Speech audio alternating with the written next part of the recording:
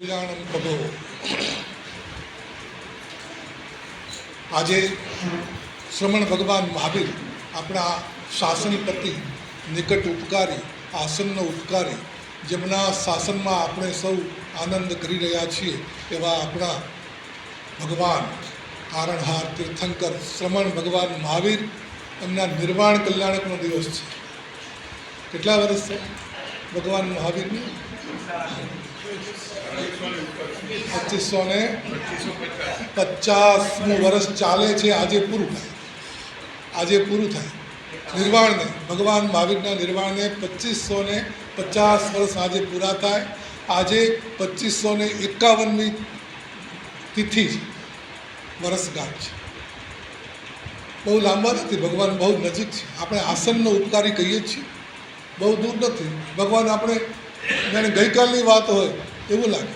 કેમ કે આપણે ભગવાન મહાવીરની વાતોથી, એમના જીવનથી અને એમણે આપેલા વારસાથી આપણે એટલા બધા જોડાયેલા છીએ. બહુ દૂર લાગતા જ નથી અને ખરેખર બહુ દૂર છે પણ નહીં.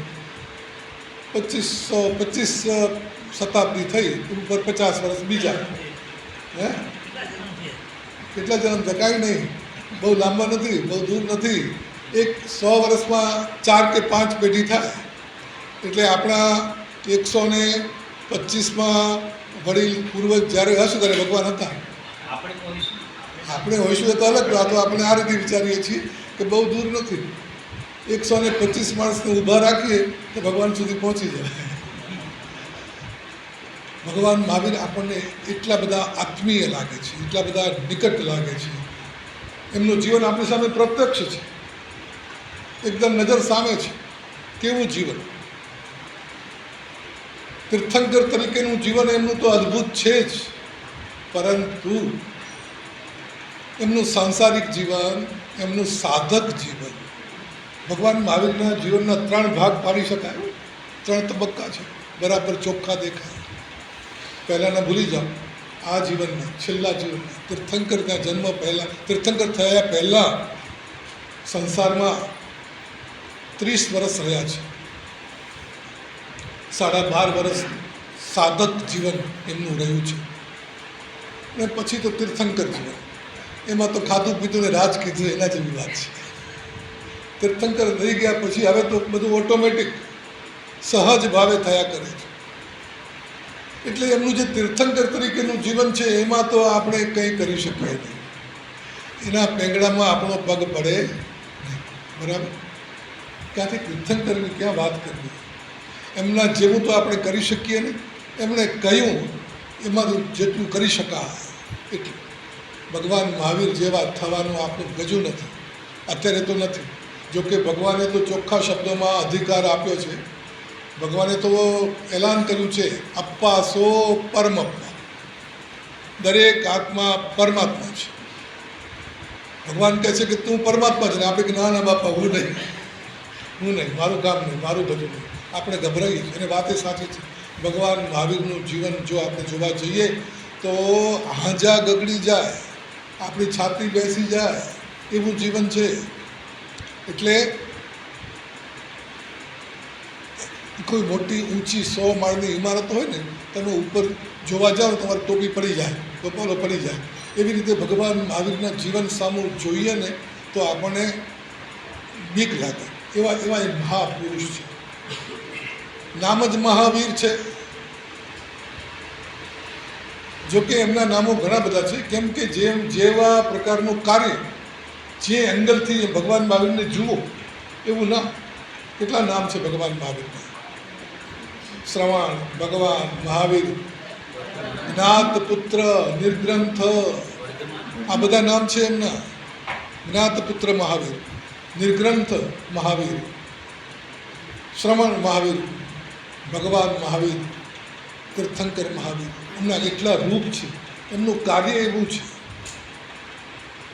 ભગવાન મહાવીરનો આત્મા કોક જન્મમાં, કોક કાળે એને આંખો ખુલી અને ત્યાર પછી પુરુષાર્થ કરતાં પોતાની આત્માની વિશુદ્ધિ કરતાં ઊંચાઈ મેળવતા 27માં જન્મે એ તીર્થંકર બને છે. પણ એ કંઈ રાતોરાત તીર્થંકરનો જન્મ મળ્યા પછી પણ કેટલી રાહ જોવી પડી છે. તીર્થંકરો તૈયાર નથી હોતા, ઉપરથી ઉતરી નથી આવતા. એમણે આ ઊંચાઈ જબરદસ્ત પુરુષાર્થ કરીને મેળવેલી હોય છે. જન્મ જન્મનો પુરુષાર્થ હોય છે. બધા તીર્થંકરો પુરુષાર્થ કરીને તીર્થંકર બને છે. ક્યારેક એમણે યાત્રા શરૂ કરી હોય 5 ભવે, 10 ભવે, 15 ભવે, 27 ભવે એ ત્યાં પહોંચે. પણ છતાં આપણે જોવા જઈએ તો 24 તીર્થંકર, આ અવસરપેણી કાળના 24 તીર્થંકરોમાં બીજા તીર્થંકરોને જેટલી સાધના નથી કરવી પડી, જેટલા કષ્ટ નથી સહેવા પડ્યા, એટલા કષ્ટ ભગવાન મહાવીરના આત્માને પહેલાં પણ, 27 જન્મોમાં પણ અને છેલ્લા જન્મમાં પણ જબરદસ્ત પુરુષાર્થ કરવો પડ્યો છે. ખૂબ કષ્ટ એમને વેઠવાના આવ્યા છે. આપણે એને કષ્ટ કહીએ છીએ. એમના માટે કષ્ટ નથી હોતું, એ તો એમનો માર્ગ છે, એ પ્રાપ્ત કરવાની એ રીત છે. તમારે જો કોઈ લાડવા બનાવવા હોય કે મોહનથાળ બનાવવો હોય કે શીરાપુરી બનાવવા હોય તો ચૂલા પાસે અગ્નિનો તાપ સહન કરવો પડે. બસ સીધી સાદી વાત છે. તે વગર આવી વસ્તુ બને નહીં. તો આટલી ઊંચાઈએ પહોંચવા માટે કષ્ટ તો થવું જ જોઈએ, હોવું જ જોઈએ. છતાં એમ લાગે કે સમણ ભગવાન મહાવીરને ખૂબ પરિશ્રમ કરવો પડે છે, પહેલાં પણ અને આ જન્મમાં પણ. સમણ ભગવાન મહાવીર સંસારી અવસ્થામાં જ્યારે હતા ત્યારનું એમનું જીવન એક આદર્શ પુત્રનું પણ જીવન છે, આદર્શ પિતાનું પણ જીવન છે, આદર્શ પતિનું પણ જીવન છે. સંસારમાં રહે છે જ્યારે તીર્થંકરો, ત્યારે તેઓ મોઢેથી બોલીને, દેશના આપીને, વ્યાખ્યાન આપીને ધર્મ નથી કહેતા. એમનો નિયમ છે. તીર્થંકરો માટે એવો નિયમ છે કે સર્વજ્ઞ બન્યા પહેલાં, એના પહેલાં કોઈ પણ જાતનો ઉપદેશ આપે નહીં. અને અમારા જેવા બોલ ચાલુ થઈ જાય, પૂછો તો ખરા કેમ આમ? તીર્થંકરોને મનાય અને અમારા જેવાનું છું. આ બાત બેસે છે, બરાબર છે? નહીં ને? નહીં બોલવું જોઈએ ને?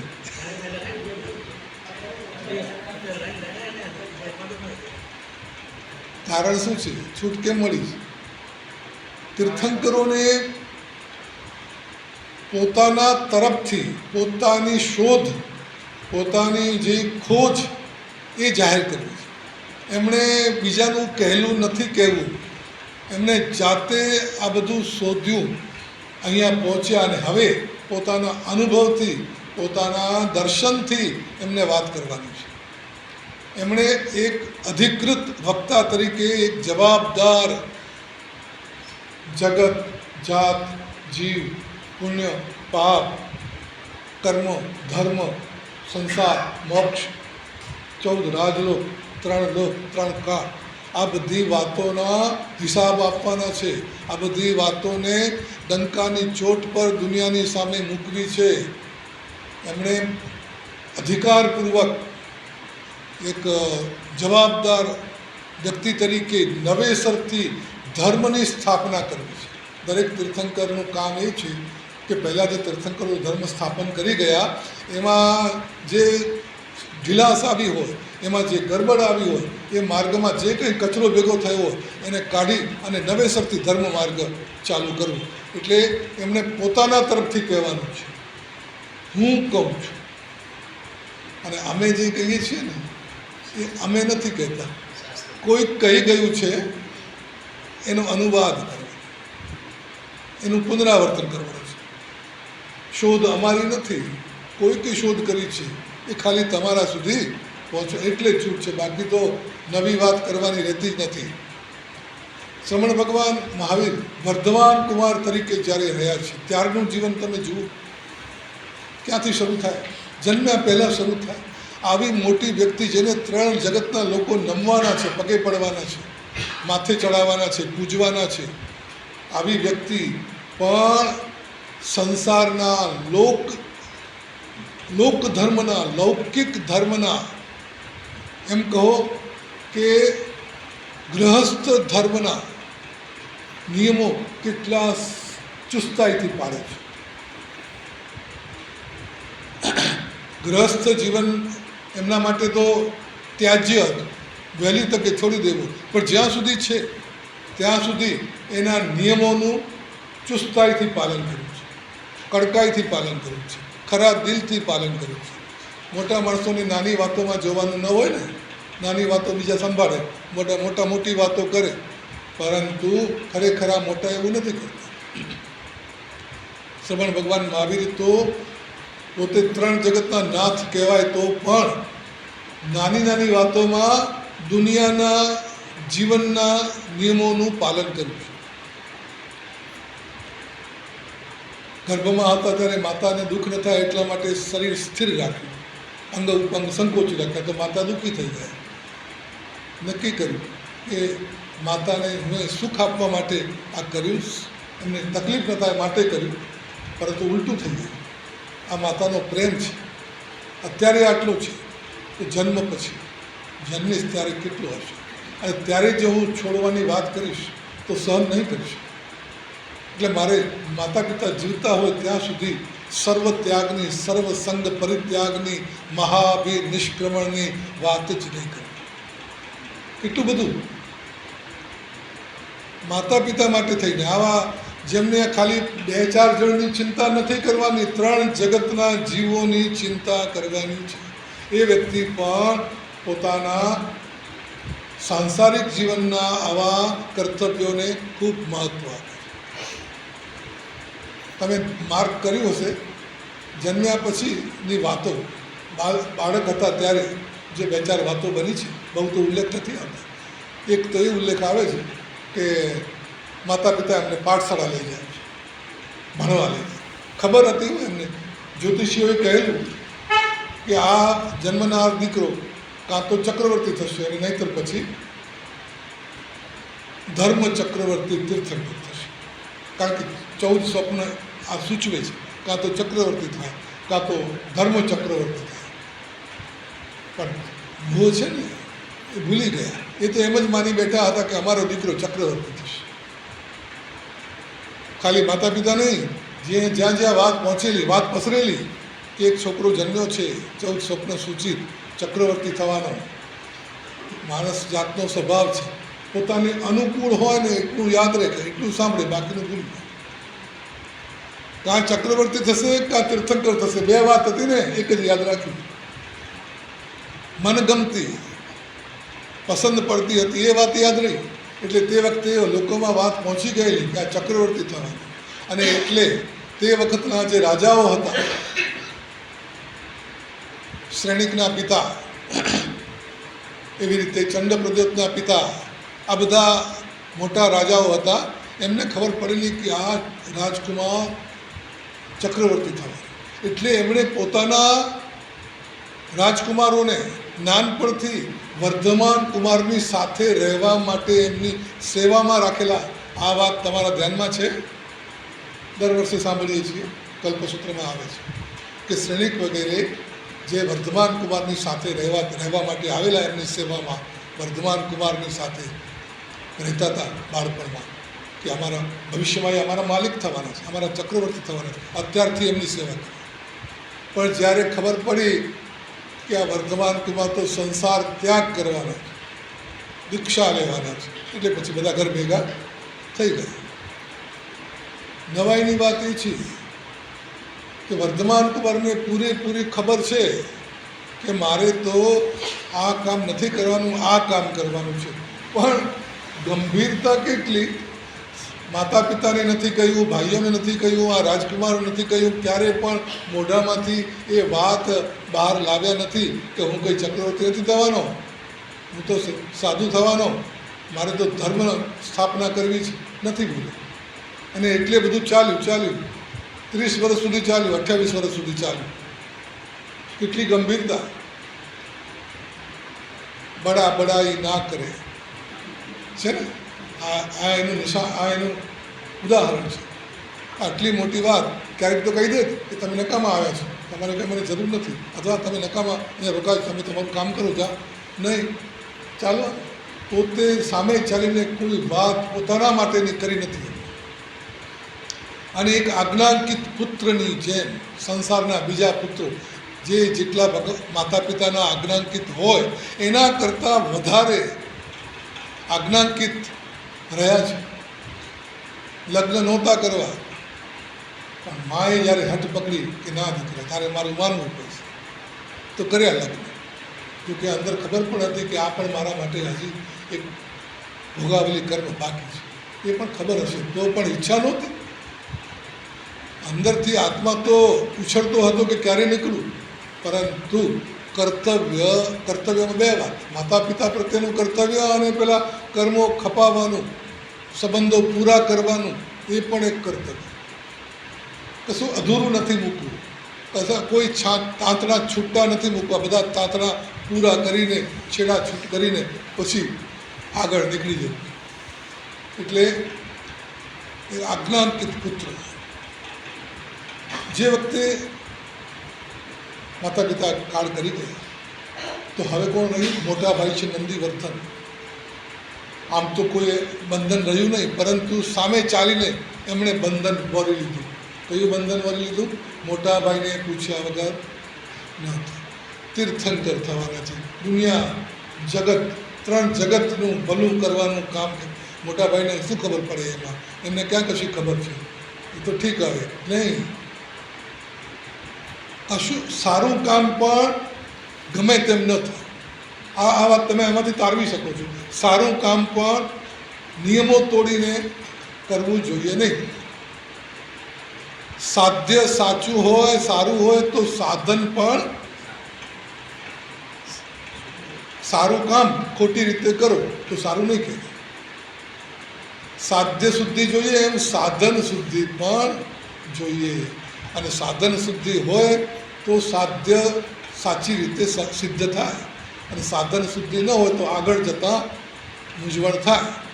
ભગવાને સાધન શુદ્ધિ, કર્તવ્ય, વ્યવહાર ધર્મ, લોક ધર્મ, ગ્રહસ્થ ધર્મ, આ બધાનું પોતે જાતે જીવનમાં પાલન કરીને દાખલો બેસે. મોટા ભાઈને કહ્યું કે મારે તો ત્યાગ કરવો છે, સંસાર છોડવો છે. યશોદા જે ધર્મ પત્ની છે એના માટે વિશેષ ઉલ્લેખ નથી આવતો, પણ સમજી શકાય છે કે જે ભગવાન વર્ધમાન કુમારના સાથે રહ્યા હશે, આટલા વર્ષો જેમણે વિતાડ્યા હશે, એ શું એમને નહીં ઓળખ્યા? અને એ વ્યક્તિ જેવી તેવી હશે, એની યોગ્યતા, એની સમજ, એની તૈયારી, એ મૌન સંમતિ હશે. એ સમજીને બેઠા હશે કે આમને ના પડાય નહીં, મારાથી કશું કહેવાય નહીં, સાચા રસ્તે જઈ રહ્યા છે. એટલે કોઈ વાદ નહીં કર્યો હોય, કોઈ ફરિયાદ નહીં કરી હોય. આ બધામાંથી આપણે ઘણું બધું શીખી શકીએ. યશોદા માટે બીજો કોઈ ઉલ્લેખ નથી આવતો. બસ લગ્ન થયા હતા, બસ એટલું. અને દીકરી હતી. પણ યશોદાનું પછી શું થયું, કેવી રીતે એમણે જીવનમાં પછી કેવા પગલાં ભર્યા, કે કેવી રીતે જીવ્યા, એનો ઉલ્લેખ નથી આવતો. પરંતુ વાત સીધી સાદી છે. એક સતી નારી તરીકે, પતિવ્રતા તરીકે, અને આ પતિ પણ કેવો, જે આગળ જતાં ત્રણ લોકને પૂજનીય બનવાનો છે, એને એ સ્ત્રીએ નહીં ઓળખ્યા, ઓળખી લીધા હશે. એટલે કોઈ ફરિયાદ નહીં, ગુપચુપ મૌન રહીને સંમતિ આપી દીધી હશે. વડીલ નંદીવર્ધન એ શું કહે છે કે વર્તમાન કેવી વાત કરું છું, માતા પિતા ગયા હમણાં જ, અને હવે તમે નીકળવાની વાત કરો છો, પછી અમારું શું થશે? હવે નંદીવર્ધન તો મોટો ભડવીર છે, સુરવીર છે, મોટો ભાઈ છે, અનુભવી છે, પરિપક્વ છે. પણ વર્ધમાન કુમાર વગર મારું શું થશે, આવી વાત કરે એ શું બતાવે છે? કેટલો પ્રેમ સંપાદન કર્યો હશે.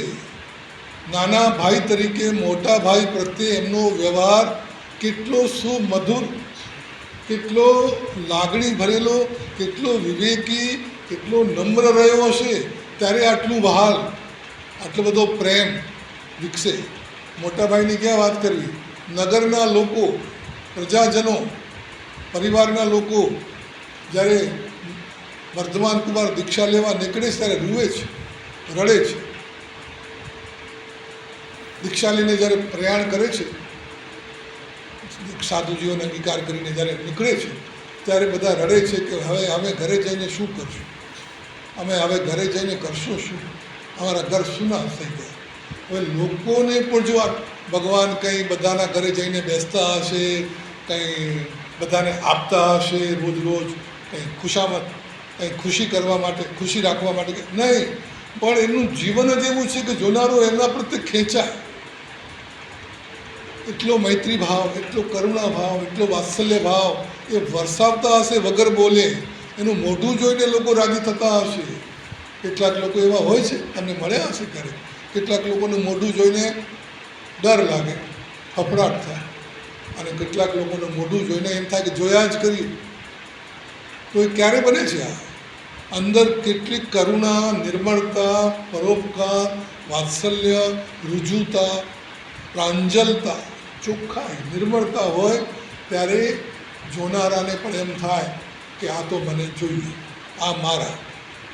વર્ધમાન કુમાર સંસારમાં રહીને છેલ્લું એક કામ કરે છે, પોતાની પાસે પોતાના નામ, પોતાના ભાગમાં જે કંઈ હતું એ બધું વહેંચી દીધું.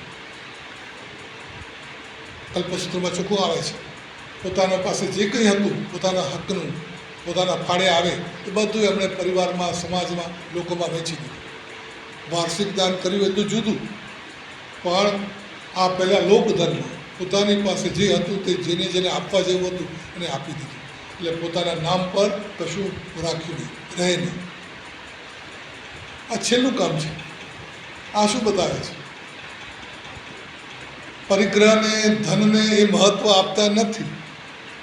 ધનને તો એ છોડવા યોગ્ય અને છોડી રહ્યા છે. રાજપાટ, ધન છોડી રહ્યા છે. એક બાજુ છોડી રહ્યા છે અને બીજી બાજુ એક સૂચન કરી રહ્યા છે કે જો સંસારમાં છો, ગ્રસ્ત છો, તો તમારે આ ધનનું શું કરવું, ધન પ્રત્યે તમારો વ્યવહાર કેવો હોવો જોઈએ. અધિકાર નહીં, સંવિભાગ. બહુ જૂનો શબ્દ છે, સંવિભાગ. વહેંચો. તમારું છે એ તમારું ન માનો, વહેંચો. તેને ત્યક્તેને ભુંજી થાય. ભારતના ઋષિમુનિઓએ એમ શીખવતા કે તું છોડીને ભોગવ. પહેલાં છોડ અને પછી થોડું જે વધે એમાંથી તારું ચલા.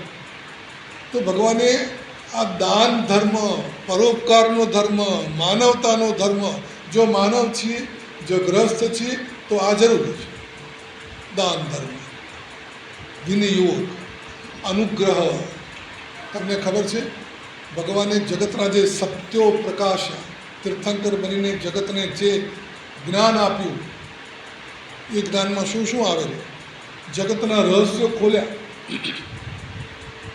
અને જે બોધ, જે જગતને સંદેશ દેશનામાં આપ્યા એમાં આ બધી વાતો આવે. 6 દ્રવ્ય, 7 નય, 9 તત્વ, 14 રાજલોક, 8 કર્મ. આ બધી વાતોના એમણે તાણાવાણા ખોલી અને જગતની સામે ખુલ્લા મૂક્યા કે આમ છે. પહેલાં ધનનું દાન કર્યું અને પછી જ્ઞાનનું દાન કર્યું.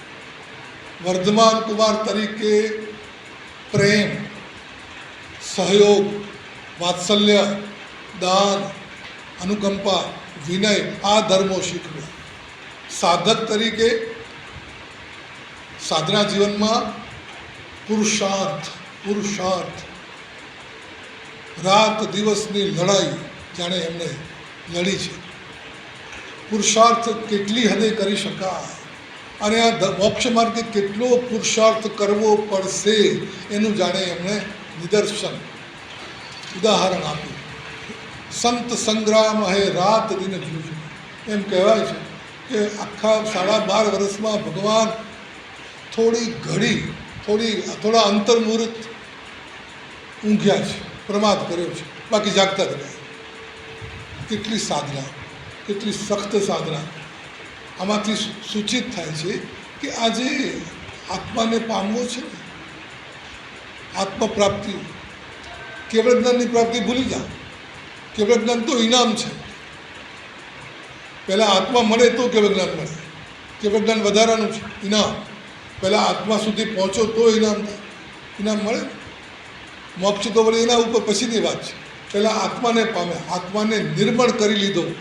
તમામ દોષો, 18 દોષ જે કહેવાય દુનિયામાં, એ બધા ખતમ હંમેશને માટે. આ જે કામ છે એ જબરદસ્ત પુરુષાર્થ માગે છે અને એમાં કષ્ટ પણ ખૂબ આવે. એટલે સાધક જીવન પુરુષાર્થનું અને સહન શક્તિનું, કરુણાનું, ક્ષમાનું ઉદાહરણ છે. કેટલી ક્ષમા!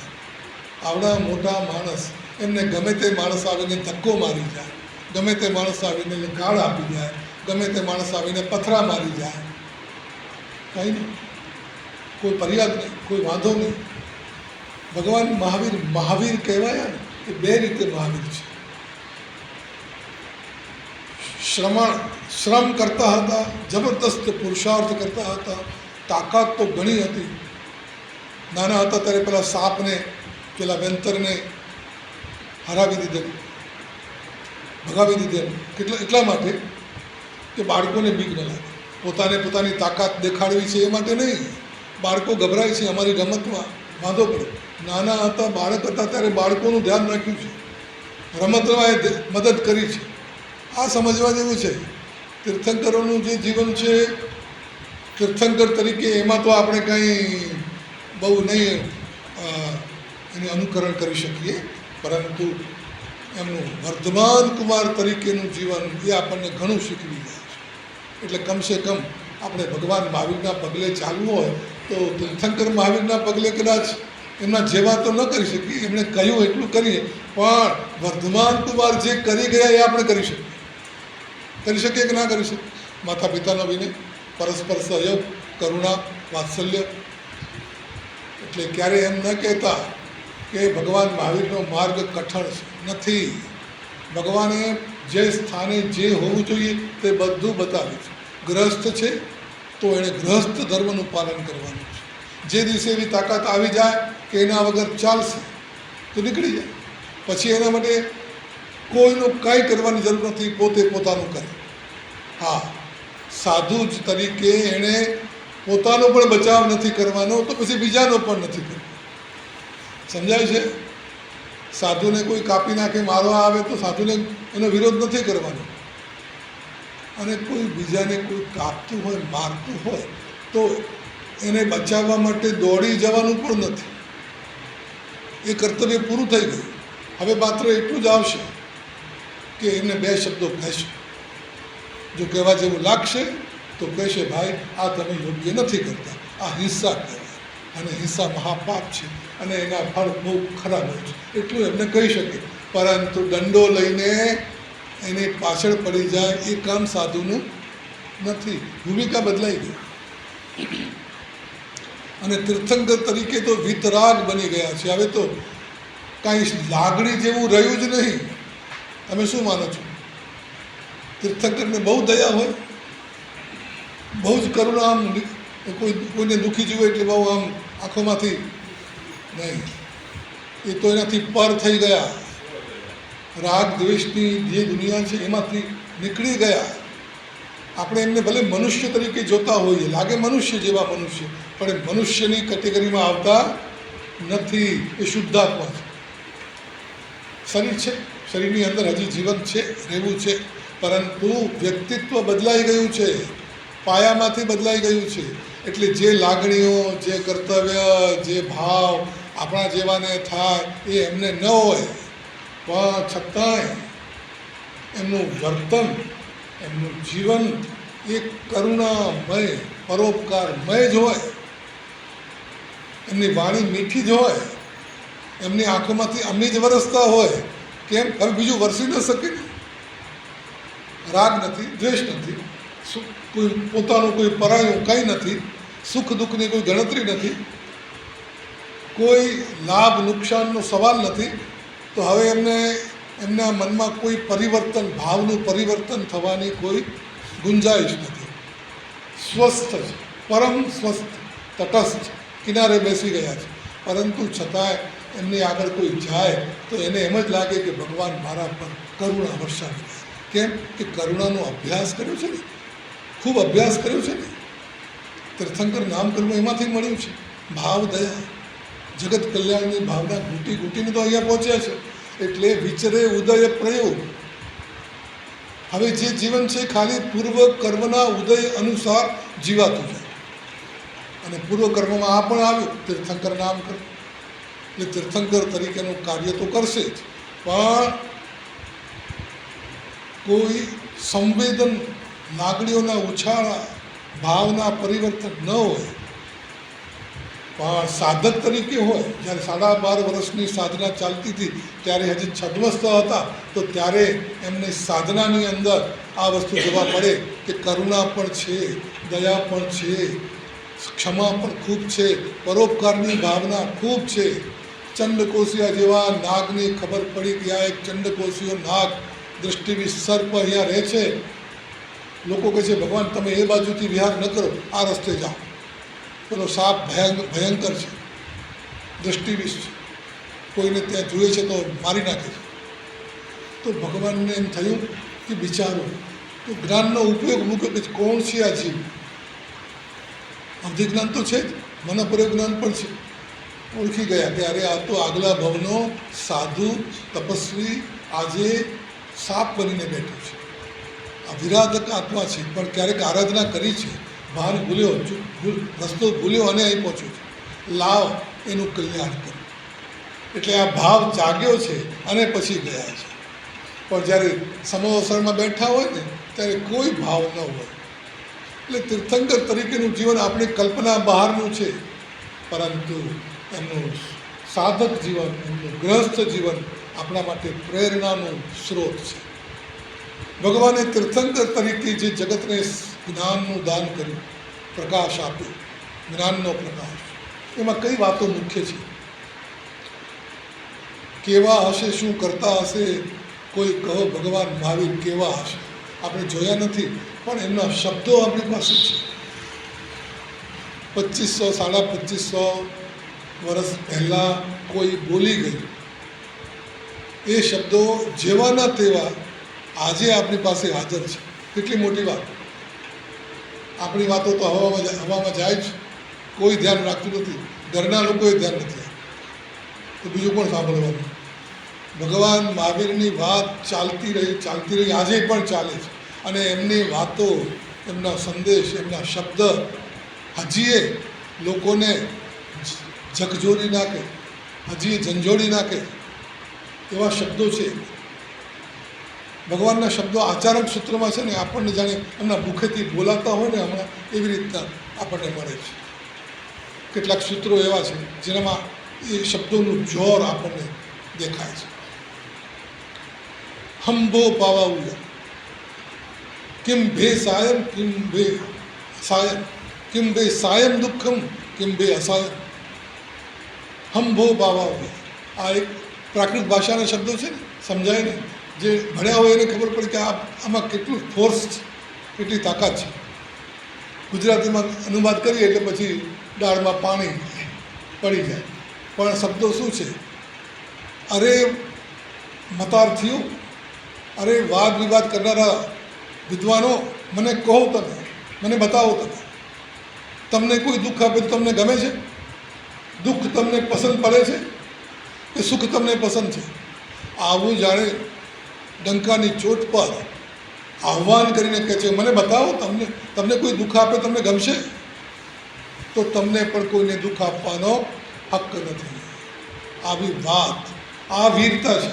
સત્યને જગતના ચોકમાં મૂકવું, સાચી વાત માટે ઊભા થવું, એ પણ એક મોટી વીરતા છે. ભગવાન મહાવીરનું મહાવીરત્વ આમાં છે. સહન શક્તિ જબરી હતી, પુરુષાર્થ જબરો હતો, એ પણ વીરતા છે. અને બીજી વીરતા, જેને આપણે આજની ભાષામાં નૈતિક હિંમત, સાચાની પડખે રહેવું, અણગમતી પણ સાચી વાત કરવાની હિંમત બતાવવી.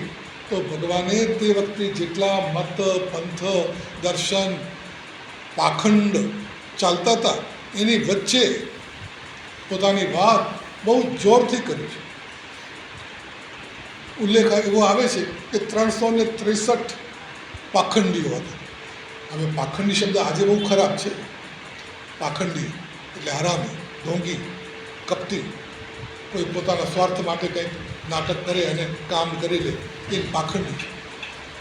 પણ તે વખતે એ અર્થ નહોતું. તે વખતે પાખંડનો અર્થ માત્ર અલગ અલગ મત, અલગ અલગ પાખંડ, એટલે કે અલગ અલગ પ્રકારની માન્યતા. 363 જાતની માન્યતાઓ, અથવા એમ કહો કે દર્શન, અથવા એમ કહો કે ધર્મ, પંથ તે વખતે ચાલતા. ભગવાન મહાવીરે એ બધા કરતાં જુદી વાત કરી છે. આખો પ્રવાહ જે બાજુ ચાલતો હોય એનાથી અલગ જઈને વાત કરવી બહુ વીરતા માગે છે, બહુ હિંમત માગે છે. ભગવાન મહાવીરની એ વીરતા છે. એમણે અહિંસાની વાત કરી. ચારે બાજુ તે વખતે હિંસા ચાલતી હતી. હિંસા બહુ હતી. યુદ્ધોમાં હિંસા હતી, જીવનમાં હિંસા હતી, અરે ધર્મમાં હિંસા હતી. એ જમાનો એવો હતો. યજ્ઞોમાં પશુવધ થતા, પશુ બલિ અપાતા. અશ્વમેધ, નરમેધ, ગોમેધ, અજમેધ, પશુઓના બલિદાન અપાતા. ભગવાને હિંસાનો સખત વિરોધ કર્યો. અહિંસાનો સંદેશ એમણે જે રીતે પૂરી તાકાતથી દુનિયાને આપ્યો છે એવું કોઈએ નથી આપ્યો. આ એમની વીરતા હતી. ભગવાનનો બીજો સંદેશ, આજે મત પંથોના ઝઘડા હતા, કોઈ આમ કહે છે, કોઈ આમ કહે છે. આ બધા પાખંડ એટલે ઢોંગી નહોતા આ લોકો. આજે જેમ પાખંડ કહીએ છીએ ઢોંગના અર્થમાં, તે વખતે બધા પાખંડી એટલે ઢોંગી નહોતા. એમણે આ ક્ષેત્રમાં કામ તો કરેલું, ધર્મના ક્ષેત્રમાં, અધ્યાત્મના ક્ષેત્રમાં, પણ નાની વાત અથવા તો અધૂરી વાતને એમણે પૂરી સમજી લીધી. એક સાઈડ મળી, એક સાઈડની વાતને આખી સમજી લીધી, અધૂરી વાતને પૂરી સમજી લીધી.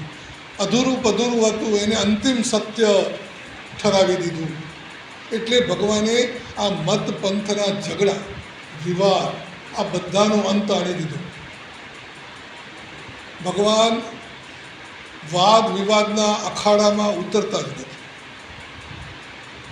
વાદ વિવાદ કરી રહેલા પેલા પહેલવાનો, પહેલવાનો એ અર્થમાં દર્શન શાસ્ત્રના પહેલવાનો, ધર્મ અને મત પંથના મોટા મહારથી, એ જે અખાડામાં જે ધમાલ મચાવતા હતા ને, ભગવાન એમાં એમની સાથે લડવા નથી ઉતરતા. ભગવાન હરીફ તરીકે નથી આવતા. ભગવાન ન્યાયાધીશ તરીકે. ભગવાને ન્યાય કર્યો કે ભાઈ તમારી કોઈની વાત ખોટી નથી, તમે બધાય સાચા. કારણ કે તમારી વાતમાં સત્યનો અંશ જરૂર છે, પૂરું નથી. તમે એક બાજુથી જોયું છે, એક પાસું પકડ્યું છે અને તમે એને પૂરું સમજી બેઠા છો. તમારે જો પૂરું સત્ય જોઈતું હોય તો ચારે બાજુથી કોઈ વસ્તુને અનેક બાજુથી તપાસો, અનેક પાસાથી જુઓ, બધા દૃષ્ટિબિંદુઓ, દૃષ્ટિકોણ વાપરો. અને આ સિદ્ધાંત બહુ મોટો છે, કોઈએ નથી કહ્યો. આટલા બધા ધર્મો છે, આટલા બધા શાસ્ત્રો છે, આટલા બધા દર્શનો છે, એમાં કોઈએ આ સિદ્ધાંત નથી આપ્યો. દરેક જણ પોતાનું લઈને બેઠા, પોતાની વાતને ખેંચી તાણીને સાચી ઠરાવવાનો પ્રયત્ન થાય. ભગવાને કહ્યું કોઈ ખોટું નથી, ખાલી અપેક્ષા ખોટી છે, દૃષ્ટિકોણ ખોટું છે. આત્મા નિત્ય છે, અનિત્ય છે, અંશ છે, પૂર્ણ છે, બંધનમાં છે, મુક્ત છે.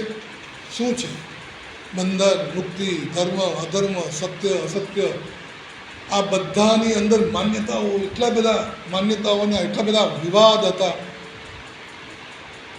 જીવ અને શિવ એક છે કે બે છે? જીવ શિવનો, ઈશ્વરનો અંશ છે, અલગ છે. જીવ એક છે કે અનેક છે? આ બધા તત્વજ્ઞાનના મુદ્દાઓ છે, અધ્યાત્મના મુદ્દાઓ છે. બધા ભગવાને કંઈક બધું સાચું છે, કોઈ ખોટું નથી. આટલી વાત, બધા વિવાદોનો અંત આવી જાય એવી સરસ ચાવી જે ભગવાને સિદ્ધાંતના ક્ષેત્રમાં, તત્વજ્ઞાનના ક્ષેત્રમાં આપી, એ ભગવાન મહાવીરની સૌથી મોટી દેણગી છે, બહુ મોટું પ્રદાન છે અધ્યાત્મના ક્ષેત્રમાં. જોકે બધા તીર્થંકરોની વાત સ્યાદવાદની જ હોય, પરંતુ આપણી પાસે આ ઇતિહાસની અંદર જે આપણે ઇતિહાસ આપણી સામે છે, એમાં જેટલા ધર્મ પુરુષો થયા, ધર્મ પ્રવર્તકો થયા, કોઈએ આ વાત નથી કરી. શ્રમણ ભગવાન મહાવીરે બધા વિવાદ સમી જાય એવી વાત કરી છે. આ ભગવાનની બહુ મોટી દેણગી છે. ભગવાને અપરિગ્રહ, ત્યાગની ચરમ કોટી પોતાના જીવનમાં આચરી બતાવી, અહિંસા જીવનમાં આચરી બતાવી. એમ કહેવાય છે કે સૂરજ ત્યાં એટલો તપે છે ત્યારે અહીંયા આટલી ગરમી પહોંચે છે. કેટલી ડિગ્રી હશે? અહીંયા 40 ડિગ્રી હોય, 50 ડિગ્રી હોય, તો સૂરજમાં કેટલી ડિગ્રી હશે? વૈજ્ઞાનિકો એમ કહે છે કે કરોડો ડિગ્રીની ગરમી છે, અને એટલો દૂર છે કે ત્યાંથી આવતા આવતા અહીંયા આટલી ડિગ્રી પહોંચે છે. હવે જો ત્યાં થોડી ડિગ્રીઓ ઓછી થઈ જાય ને કાં તો પૃથ્વી થોડી દૂર થઈ જાય તો અહીંયા બધું ઠરી જાય. એટલું ત્યાં તપે ત્યારે અહીંયા આટલી ગરમી પહોંચે અને જીવન ચાલે. એમ આપણે એમ કહી શકીએ કે ભગવાને અહિંસાની વાત એટલા જોરથી કરી કે એના પડઘા હજી પણ આપણા સુધી પડે છે. અહિંસાની વાત બીજું કોણ કરે છે? બધા ધર્મોમાં અહિંસાની વાત તો આવે છે, નથી આવે. કોઈ ધર્મ એવો નહીં હોય જેમાં અહિંસાની વાત નહીં હોય, પરંતુ એ વાત અધૂરી પધૂરી. અહિંસાનું પાલન કેમ કરાય, કેવી રીતે કરાય, અહિંસાના પાલન માટે કેવા નિયમો હોવા જોઈએ, જીવ કેટલા છે, કેવા છે, એ વાતની ખબર જ નહોતી. સૂક્ષ્મ જીવોની વાત કોઈ કરતું જ નહોતું. ભગવાને કહ્યું કે વણસઈ ચિત્તમંતમખાય, આવુકાય ચિત્તમંતમખાય, પુઢવિકાય ચિત્તમંતમખાય. આચાર્ય સૂત્રમાં ભગવાને આ વાત જ્યારે કરી હશે સૌથી પહેલાં કે પૃથ્વી માટી પણ જીવતી છે, પાણી પણ જીવતું છે, વનસ્પતિ જીવતી છે, આ વાત ભગવાને પોતાના શબ્દોમાં જ્યારે કરી અને એ આચાર્યમાં નોંધાય.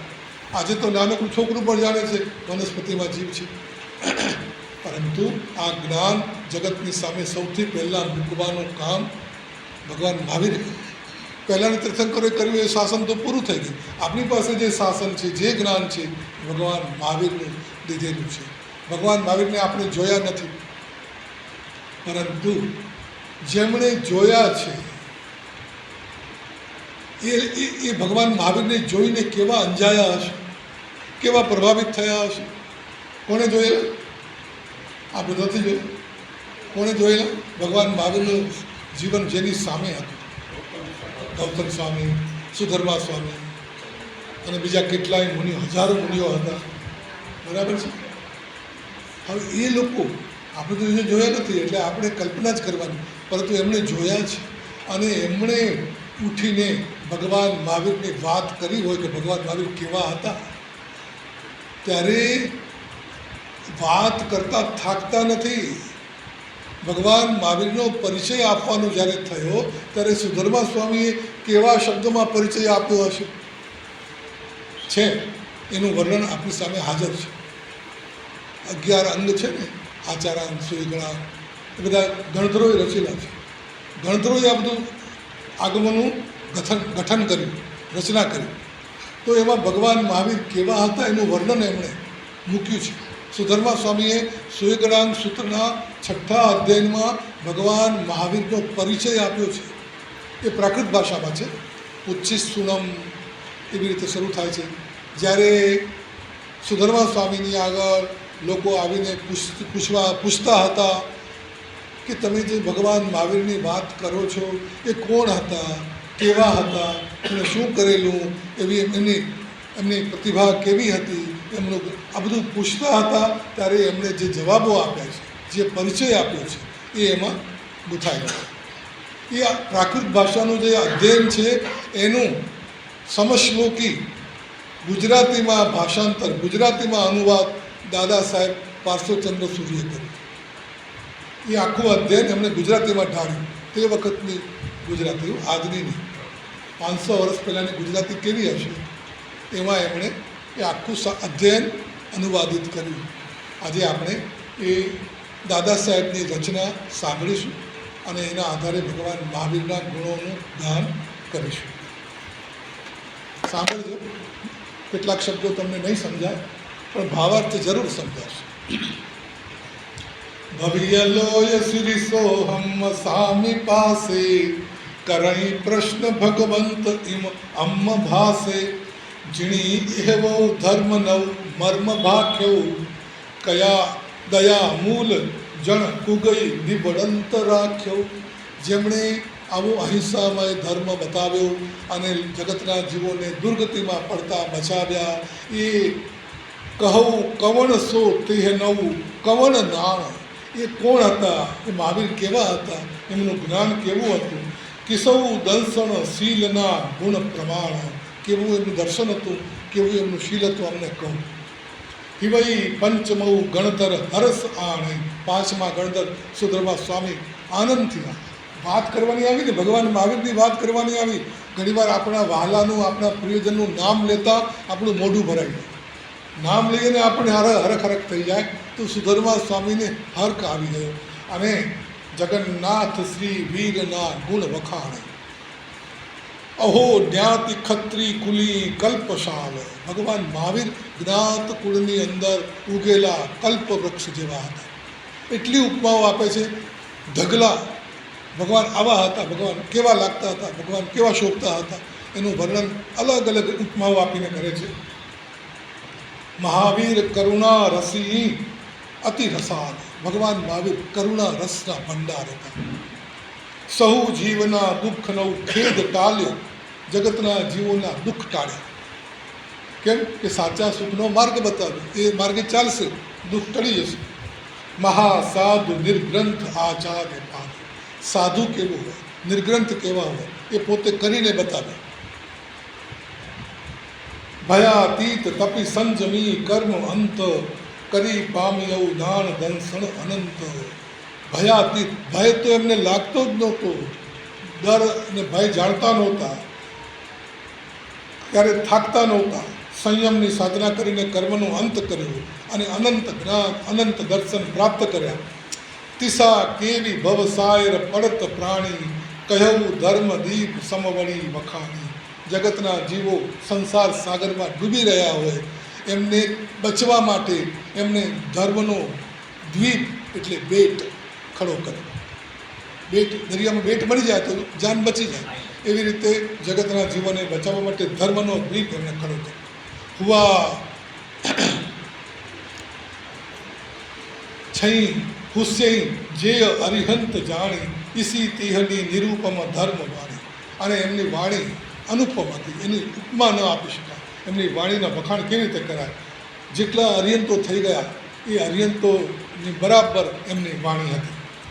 જીમ સૂર વૈરોચનો જગ પ્રકાશઈ તિમ વીર ચિન વચની તમ તિમિર નાશ.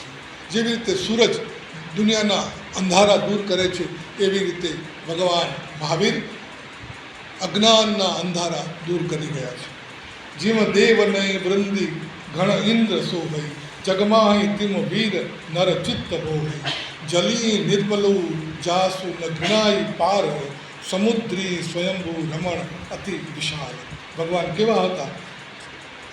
દેવોમાં જેમ ઇન્દ્ર હોય એવી રીતે જગતમાં મહાવીર લોકોની અંદર મહાન હતા.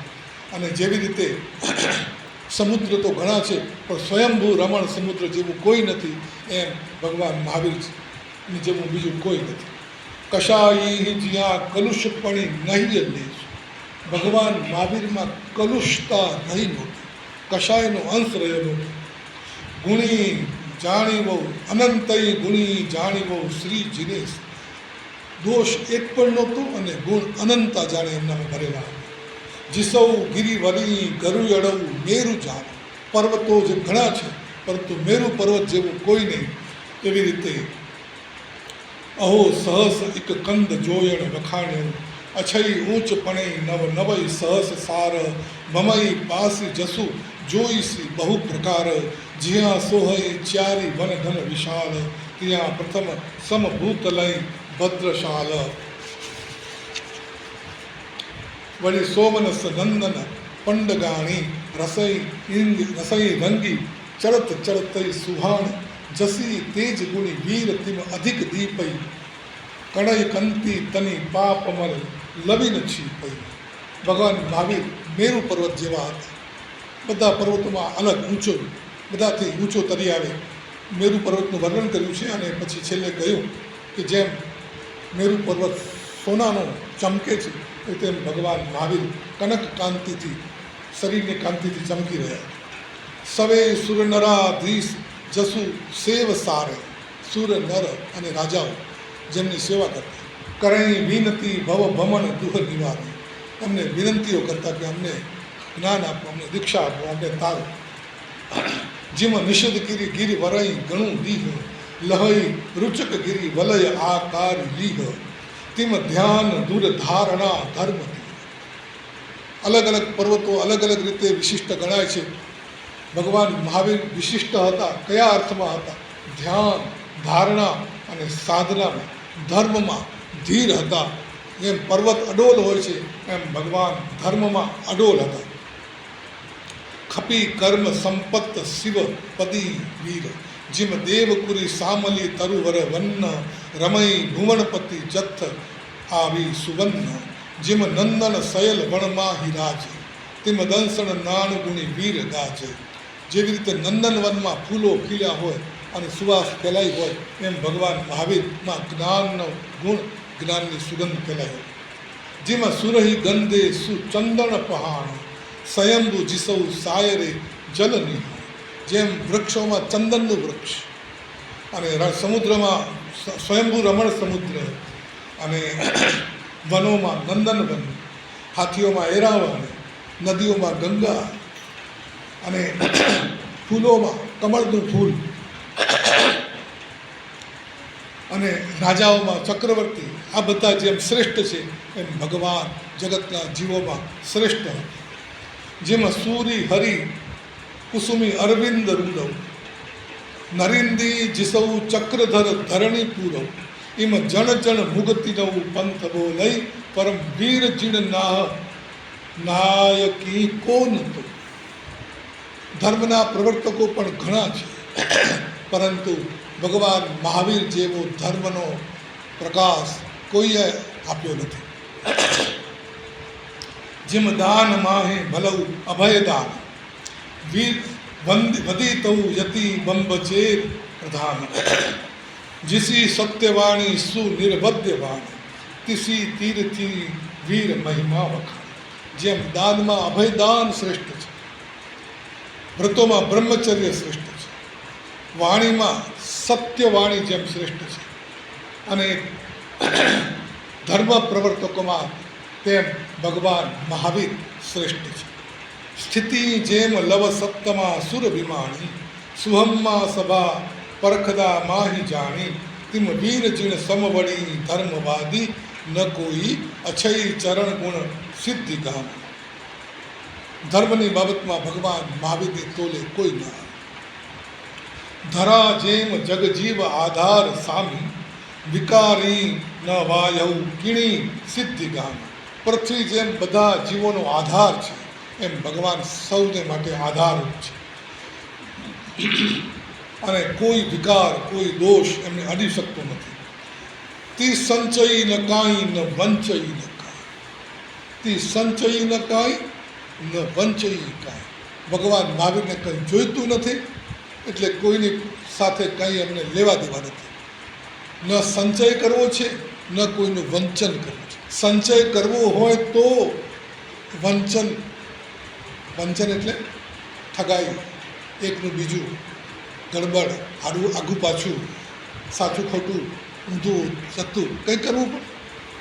ભગવાનને અસત્ય બોલવાનું કોઈ કારણ નથી. કેમ? કાંઈ જોઈતું નથી, કોઈ અપેક્ષા નથી, દુનિયામાંથી કંઈ લેવા દેવા નથી.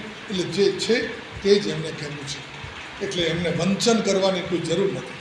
તરઈ ઘોર સંસાર મતિ દૃષ્ટિ જોઈ અરી ચ્યારી નિવારી દુર્જય કષાય. જે કષાય છે એને એમને જીતી લીધા છે. કરી સત્ય નિજ નામ અરિહંત રાય.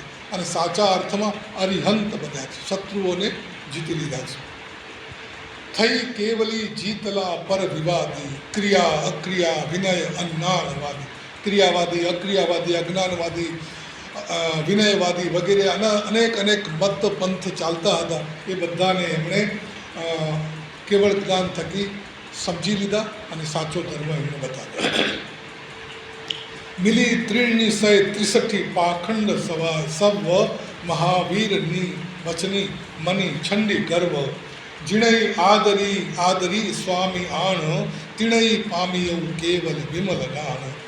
ઇસી પરી જીણ વીરના ગુણ અનંત, કિમ તેહનૌ લહઈ છદમસ્ત અંત.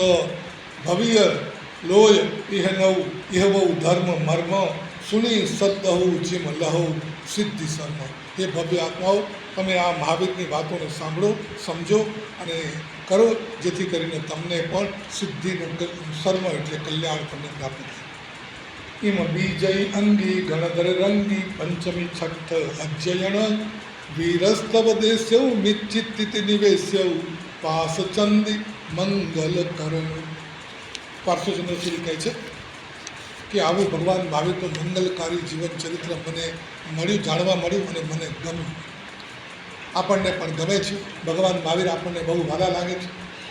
આપણે બહુ ભાગ્યશાળી છીએ કે ભગવાન મહાવીરની 25મી નિર્વાણ જયંતિ ઉજવાણી તે વખતે પણ આપણે હાજર હતા અને ભગવાન મહાવીરની 2550મા વર્ષનો અવસર આપણી સામે છે.